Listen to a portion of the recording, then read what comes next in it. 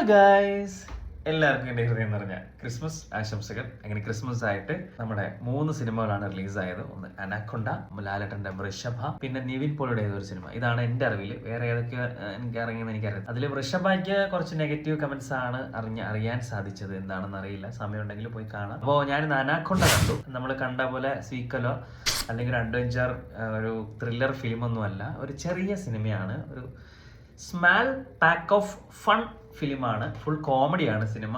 നമ്മുടെ ജുമാൻജിയുടെ ഒക്കെ പോലെ സീരിയസ് ട്രാക്കേ പിടിക്കുന്നില്ല. ക്ലൈമാക്സിൽ സീരിയസ് സിറ്റുവേഷൻസിൽ പോലും കോമഡി ആണ് പടച്ചു വെച്ചിരിക്കുന്നത്. കണ്ടിരിക്കാവുന്ന ഒരു സിനിമയാണ്. എനിക്ക് ഫസ്റ്റൊക്കെ കുറച്ച് എനിക്ക് ബോറടിച്ചെങ്കിലും പിന്നെ ഫിലിം എൻഗേജിങ് ആവുന്നുണ്ട്. സ്നേക്കിന്റെ VFX ഒക്കെ ചെയ്തിരിക്കുന്നത് ഓൾമോസ്റ്റ് രസമുണ്ട്. എന്നാലും സ്നേക്കിനെ അങ്ങനെ വലുതായിട്ട് കാണിക്കുന്നില്ല. പിന്നെ ക്ലൈമാക്സ് സീനൊക്കെ വരുമ്പോഴത്തേക്ക് കറക്റ്റ് നാടകത്തിന് സെറ്റിട്ട പോലെ ഒരു ഫീല് തോന്നി.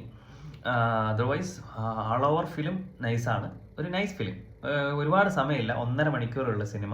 പിന്നെ നമ്മുടെ സ്വന്തം ജാക്ക് ബ്ലാക്കിന്റെയും പോൾ റൂണിന്റെയും ഒരു കോംബോ നന്നായിട്ട് ഇതിനകത്ത് വർക്ക്ഔട്ട് ആയിട്ടുണ്ട്. And also Daniel Melker, she is very pretty in this movie.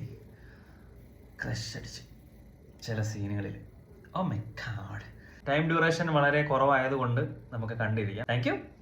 Vrusshabha സമയമുണ്ടെങ്കിൽ പോയി കാണും, റിവ്യൂ ഇടുന്നതായിരിക്കും. അപ്പോൾ താങ്ക് യു. Bye bye.